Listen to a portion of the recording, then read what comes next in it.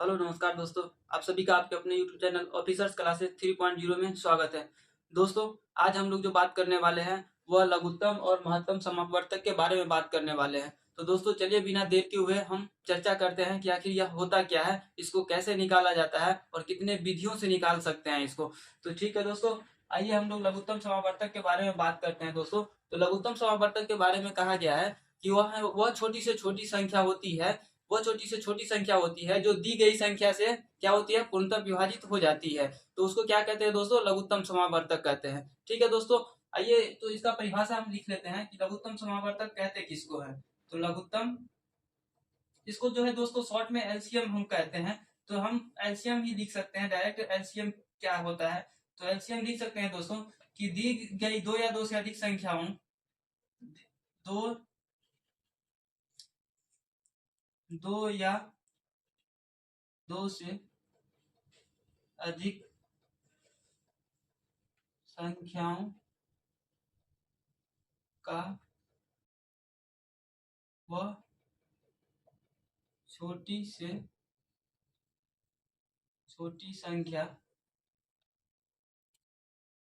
जो दी गई संख्या दी गई संख्या से विभाजित हो जाए वह उस संख्या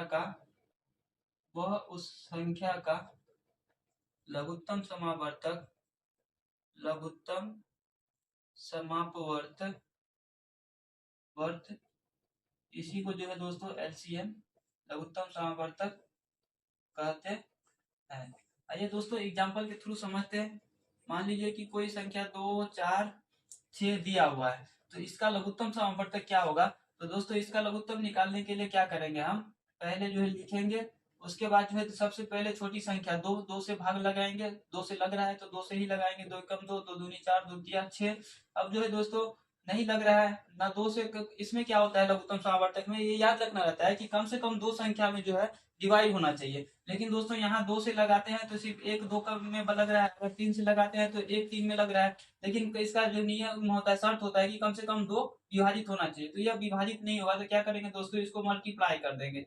मल्टीप्लाई करेंगे तो दो दूना चार, चार तिया 12। अब जो है दोस्तों यह छोटी से छोटी संख्या है 12, जो क्या होगा, दो से भी विभाजित हो जाएगा, चार से भी विभाजित हो जाएगा, छह से भी विभाजित हो जाएगा। तो यह जो संख्या है दोस्तों, यह संख्या इस संख्या का क्या कहलाएगा, एलसीएम कहलाएगा। तो यहाँ हम लिख सकते हैं एलसीएम ऑफ 2 4 6 का एलसीएम कितना हो जाएगा, 12। ठीक है दोस्तों, तो वही कहा गया है दोस्तों कि दो या दो से अधिक संख्याओं का वह छोटी से छोटी संख्या जो दी गई इस संख्या से विभाजित हो जाए, वह उस संख्या का क्या कहलाता है, लघुत्तम समावर्तक कहलाता है।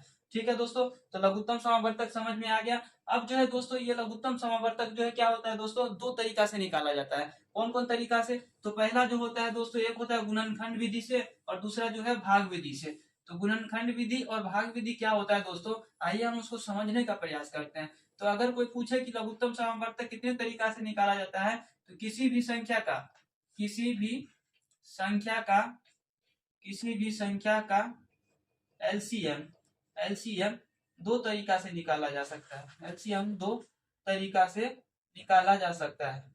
दो तरीका से निकाला जा सकता है। वो तरीका कौन कौन सा है निकाला जा सकता है, वो तरीका कौन कौन सा है दोस्तों, तो वो तरीका है एक गुणनखंड विधि। एक पहला कौन सा है, गुणनखंड विधि। और दूसरा क्या है दोस्तों, भाग विधि। दूसरा जो है दोस्तों भाग विधि है, दूसरा भाग विधि से। तो यह दो तरीका से क्या होता है, किसी भी संख्या का गुणन मतलब जो है एलसीएम निकाला जाता है। अब आइए दोस्तों हम पहले गुणनखंड विधि के द्वारा जो है निकालने का प्रयास करेंगे। गुणनखंड विधि से कैसे निकालते हैं, गुणनखंड विधि से कैसे निकालते हैं किसी भी संख्या का लघुत्तम। तो मान लीजिए दोस्तों की संख्या जो है 2 4 6 और 8 दिया हुआ है, और इस संख्या का हमें क्या करना है, लघुत्तम निकालना है, वो भी किस तरीके से, गुणनखंड विधि से। तो दोस्तों क्या करना है, सबसे पहले इस दिया गया जो संख्या है उसको गुणनखंड में तोड़ेंगे। अभाज्य गुणनखंड जो होता है दोस्तों, जिसकी चर्चा हम पिछले क्लास में कर चुके हैं, उसमें तोड़ेंगे। तो दो को अगर भाग देंगे तो दो से ही कटेगा। चार को हम क्या लिख सकते हैं, चार का अभाज्य गुणनखंड करेंगे चार को, तो क्या होगा, दो गुने दो लिख सकते हैं, तो दो गुने दो। अब दोस्तों यहाँ जो है दो, इसको इस प्रकार से भी लिख सकते हैं, दो का पावर एक और यहाँ जो 2 है तो 2 का पावर 2। उसके बाद जो है 6 है दोस्तों, तो 6 में क्या करेंगे, अभाज्य गुणनखंड करेंगे 6 का, तो 2 से भाग देंगे तो 2 तिया 6, और उसके बाद जो है ये 2 गुने 3 कर सकते हैं इसको, तो 2 गुने 3 बराबर इसको क्या लिख सकते हैं, 2 का पावर 1 गुने 3 का पावर 1। उसी प्रकार से जो दोस्तों 8 का जो गुणनखंड करेंगे, तो 8 का गुणनखंड 2 गुने 2 गुने 2 गुने 2 आएगा, 2 दूना 4 दूना 8, मतलब 2 का पावर 3 आएगा दोस्तों। तो यहाँ जो है दोस्तों जब गुणनखंड विधि से हम निकालेंगे किसी भी संख्या का लॉस, तो वहां याद रखना रहेगा दोस्तों, हमें देखना होगा कि इस सभी संख्या में क्या मिल रहा है। तो सभी संख्या में जो दोस्तों दो दो कॉमन है, मतलब ये 2 सभी संख्या में मिल रहा है, सभी संख्या के गुणनखंड में क्या है, ये 2 मिल रहा है। तो जब एलसीएम निकालेंगे तो ये याद रख देखेंगे कि 2 जो मिल रहा है उसका सबसे बड़ा घात लेंगे, तो ये 2 का घात कितना है 1, यहाँ 2 का घात कितना है 2, और यहाँ 2 का घात कितना है 1, और यहाँ 2 का पावर कितना है 3। तो दोस्तों क्या करेंगे, सबसे बड़ा घात वाला संख्या लेंगे, तो 2 का पावर 3 होगा। तो एलसीएम जब निकालेंगे तो एलसीएम बराबर लिखेंगे 2 का पावर 3 गुने, अब जो है दोस्तों इसमें जो है देखिए, इसके अभाज्य गुणनखंड जब निकाले हैं तो उसमें जो है 3 का जोड़ा नहीं मिल रहा है, तो इसमें जो है जो मिलेगा उसका बड़ा घात लेंगे, और जो नहीं मिलेगा उसको भी लेंगे, उसको भी लिखेंगे। तो दोस्तों यहाँ जो है 2 सब में मिल रहा था, तो उसका बड़ा घात कितना है 3, तो 2 का पावर 3 ले लिए। 3 जो है सिर्फ एक ही का गुणनखंड है, तो इस 3 को भी इसमें क्या करेंगे, लिखेंगे। अब जो है दोस्तों इसको गुना करके एक साथ कर देंगे, तो 2 को जो है 3 बार गुना करेंगे तो 8, और 8 को 3 से गुना करेंगे तो 24। तो इस जो है 2 4 6 और 8 का एलसीएम जो है दोस्तों, तो कितना आएगा, 24 आएगा। तो यह तो हो गया अभाज्य गुणनखंड विधि से। मतलब क्या करना है, पहले सबका जो है अभाज्य गुणनखंड लिख करके लिखेंगे, उसके बाद देखेंगे कि जिसका पावर जो मिल रहा है इसमें उसका सबसे बड़ा घात लेंगे, और जो नहीं मिल रहा है उसको भी लिखेंगे, और सबको आपस में मल्टीप्लाई कर देंगे, तो जो गुणनफल आएगा वही गुणनफल क्या हो जाएगा, दी गई संख्या का लघुत्तम समावर्तक अर्थात एलसीएम हो जाएगा। तो ये हो गया गुणनखंड विधि से। और हम लोग जो है दूसरा है भाग विधि। तो भाग विधि से जो है दोस्तों हम लोग जो है बचपन से ही सीखते आए हैं, तो वो आप लोग को जानते भी होंगे, लेकिन चलिए फिर भी हम एक बार समझाने का प्रयास करते हैं। दूसरा जो है दोस्तों वो है भाग विधि से किसी भी संख्या का क्या निकालना है, लघुत्तम समावर्तक निकालना है। तो भाग विधि में क्या करते हैं दोस्तों, मान लीजिए कि 2 4 6 8, मान लीजिए कि यह जो क्या है, तो यह जो है मतलब संख्या दिया हुआ है, तो इसका लघुत्तम कैसे निकालते हैं, तो बचपन में हम लोग सीखा करते थे कि इसको जो है क्या करेंगे, सबसे पहले 2 से भाग लगाएंगे, तो 2 से लग रहा है लेकिन कम से कम 2 कटना चाहिए, तो 2 दूना 4, 2 तिया 6, 2 चौका 8। अब जो दोस्तों फिर इसमें 2 से लगेगा, क्योंकि 2 से लगाएंगे तो 2 और 4 दोनों कटेगा, तो 2 कम से कम 2 कटना चाहिए, तो 2 एकम 2 3, 2 दूना 4, 3 इसीलिए उतर गया क्योंकि 3 में 2 से भाग पूरा पूरा नहीं लगता है। अब जो है दोस्तों देखिए, क्या यहाँ 2 से भाग लग रहा है, कम से कम 2 कटना चाहिए, नहीं एक ही कट रहा है। 3 से लग रहा है, नहीं एक ही कट रहा है, तो इसको क्या करेंगे, अब इसको जो है मल्टीप्लाई कर देंगे। मल्टीप्लाई करेंगे तो क्या हो जाएगा, 2 गुने 2, एक नहीं लिखते हैं दोस्तों, क्यों, क्योंकि किसी भी संख्या को 1 से गुना करते हैं तो उतना ही आ जाता है, इसीलिए 1 को छोड़ दिया जाता है। अब जो है दोनों 1 को छोड़ेंगे, उसके बाद क्या लिखाएगा 3, उसके बाद क्या लिखाएगा 2। अभी जो है सारे सारे दोस्त सबको गुना कर देंगे, तो क्या हो जाएगा, 2 दूना 4, 4 तिया 12, 12 दूना 24। तो देखिए दोस्तों, मतलब इस जब गुणनखंड विधि से निकाले थे तो उसका भी कितना आया था, एलसीएम 24, और जब भाग विधि से निकाले थे तो उसका भी क्या है, 24 आया था। लेकिन गुणनखंड विधि से निकालने में यही चीज ध्यान रखना रहता है कि जो मिलता है उसका बड़ा घात लिखते हैं, जो नहीं मिलता है उसको भी लिखते हैं। और इसमें जो है दोस्तों देखते हैं कि जो हो गया, जब नहीं लगता है तो सबको आपस में क्या करते हैं, मल्टीप्लाई कर देते हैं। ठीक है दोस्तों, तो ये तो हो गया दोस्तों लघुत्तम समावर्तक। अब हम बात करने वाले हैं महत्तम समावर्तक की, और वो जो है कैसे, किसको कहते हैं महत्तम समावर्तक, और कैसे निकाला जाता है। ठीक है दोस्तों, तो महत्तम समावर्तक जस्ट जो क्या होता है दोस्तों, महत्तम समावर्तक किसको कहते हैं, तो महत्तम समावर्तक जब दी गई संख्या होगा, महत्तम समावर्तक दी गई संख्या,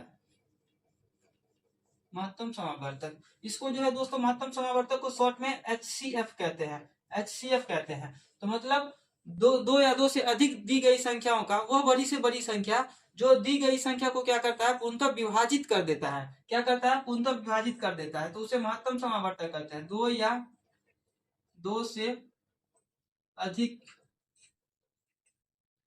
दी गई संख्या, दी गई संख्याओं का एचसीएफ मतलब महत्तम समावर्तक, वह बड़ी से बड़ी संख्या होती है, वह बड़ी से बड़ी संख्या होती है जो दी गई संख्या को पूर्णतः विभाजित कर देता है। पूर्णतः क्या कर देता है? विभाजित कर देता है। आइए इसको हम एग्जाम्पल के थ्रू समझते हैं। मतलब ये कह क्या रहा है? तो मान लीजिए कि दोस्तों एग्जाम्पल जो है दो कोई संख्या है। मान लीजिए कि दो कोई संख्या है, दो या दो से अधिक भी ये ले सकते हैं। मान लीजिए ये ले लिए 2 4 6 तीन संख्या है, दो या दो से अधिक संख्या हो गया। इसका जो है महत्तम समवर्तक वो बड़ी से बड़ी संख्या होगा, वो बड़ी से बड़ी संख्या होगा जो दी गई संख्या को क्या करेगा? पूर्णतः विभाजित कर देगा। तो अब मान लीजिए दोस्तों पहले दो संख्या का हम क्या करते हैं? महत्तम निकाल लेते हैं। तो जैसे महत्तम निकालते हैं तो 2 दूना क्या होता है? 4, कट गया। तो महत्तम ये वाला होता है तो एचसीएफ क्या हो जाएगा? 2 और 4 का एचसीएफ हो जाएगा 2। फिर ये जो 2 आया इसको 6 में भाग करते हैं तो 2 तिया 6, कट गया। इसका एचसीएफ लेफ्ट साइड वाला लेते हैं एचसीएफ तो 2।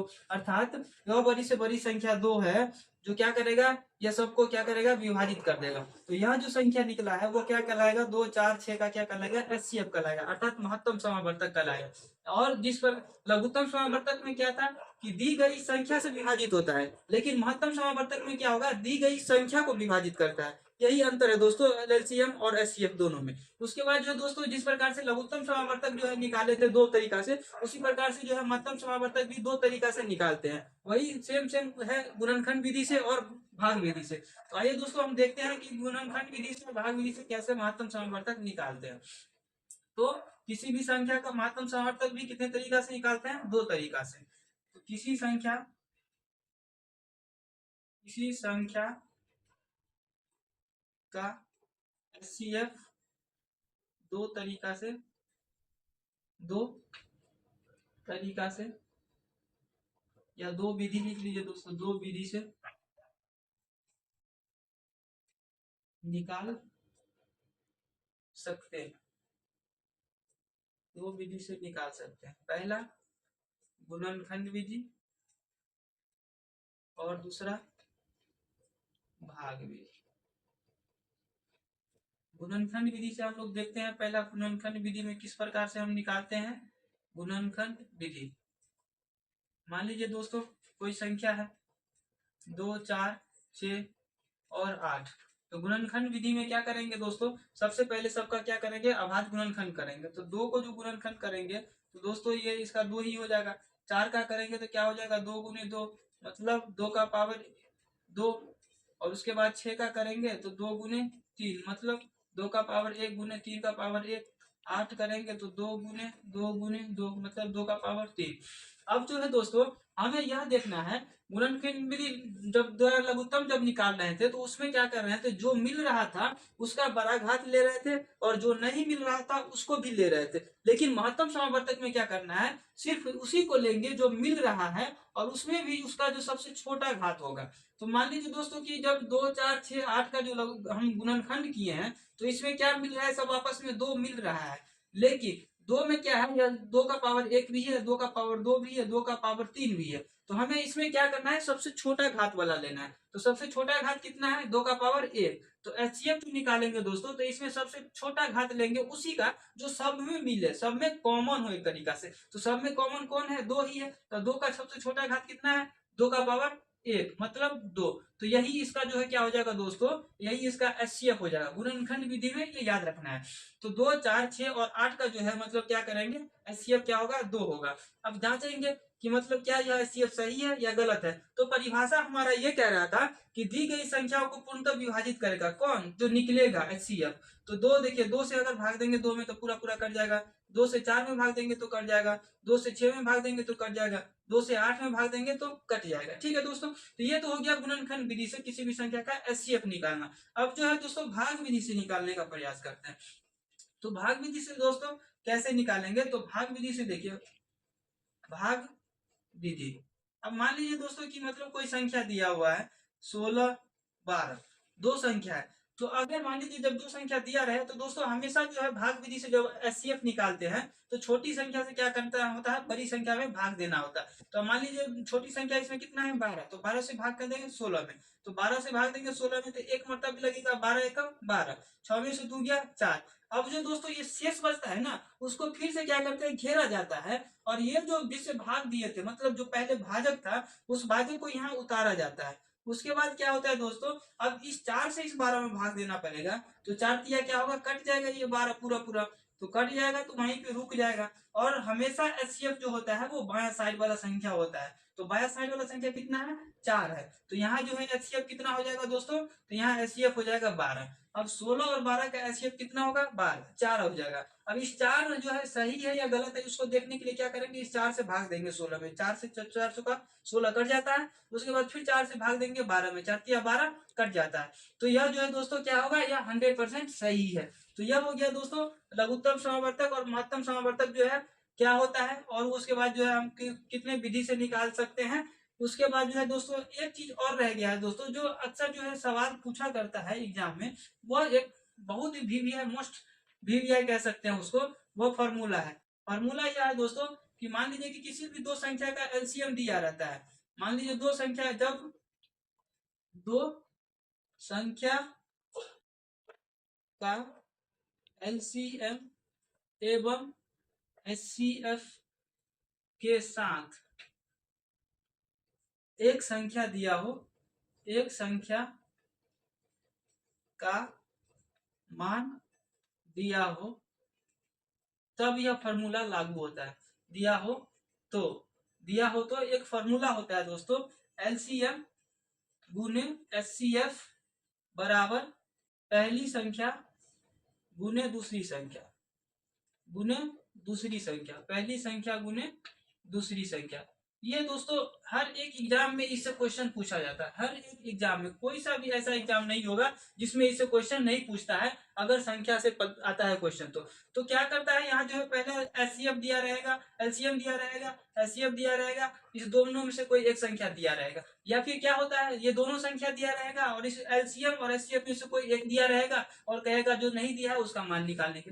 एग्जाम्पल के तौर पर दोस्तों मान लीजिए कि किसी संख्या का जो है मतलब एलसीएम कितना दिया हुआ है, मान लीजिए कि एलसीएम कितना दिया है, 144 दिया है, और एचसीएफ कितना दिया है, तो एचसीएफ दिया है मान लीजिए कि जो है मतलब 4 दिया है। ठीक है दोस्तों, उसके बाद जो है मान लीजिए कि पहली संख्या या दूसरी संख्या कुछ भी, पहली संख्या दिया है कितना, तो मान लीजिए 12 दिया है। उसके बाद क्या कहेगा कि दूसरी संख्या का मान ज्ञात करें, दूसरी संख्या का मान क्या होगा यह ज्ञात करने के लिए। तो दोस्तों देखिए क्या है, यहाँ एलसीएम दिया हुआ है, एचसीएफ भी दिया हुआ है, और पहली संख्या का मान भी दिया है, लेकिन हमको निकालना है किसका मान, दूसरी संख्या का मान। तो डायरेक्ट हम ये फॉर्मूला लगाएंगे, डायरेक्ट क्या करेंगे, फॉर्मूला लगाएंगे, एलसीएम गुने एचसीएफ बराबर पहली संख्या गुने दूसरी संख्या, पहली संख्या गुने दूसरी संख्या, पहली संख्या गुने दूसरी संख्या। एलसीएम कितना है दोस्तों, एलसीएम 144 है, एचसीएफ कितना है, 4 है, पहली संख्या कितना है, 12 है, और दूसरी संख्या नहीं दिया है तो उसको हम x मान लेंगे। अब देखो दोस्तों कि 12 से अगर ये गुने में इस बार आएगा तो क्या होगा, भाग में आ जाएगा, तो डायरेक्ट हम काट देते हैं 12 बारे 44 से। अब ये x का मान कितना हो जाएगा दोस्तों, 12 चौक 48, तो x बराबर क्या हो जाएगा 48, अर्थात दूसरी संख्या कितना हो जाएगा 48। तो इसी प्रकार से जो है क्वेश्चन जो है सॉल्व होता है। और यह जो क्वेश्चन है जो दोस्तों मोस्ट वीवीआई है, मतलब कि इस फॉर्मूला पे जो हमेशा सवाल पूछता है। तो यह एक छोटी सी जानकारी थी कि एलसीएम कैसे निकालते हैं, एचसीएफ कैसे निकालते हैं, और वो जो है कितने विधि से निकालते हैं। और उसके बाद जो है दोस्तों कि जब एचसीएफ एलसीएम का दिया रहे और उसके साथ साथ एक संख्या दिया रहे तो दूसरी संख्या हम कैसे ज्ञात कर सकते हैं। तो अगर जानकारी अच्छा लगे तो चैनल को सब्सक्राइब कीजिए, वीडियो को लाइक कीजिए, शेयर कीजिए। धन्यवाद।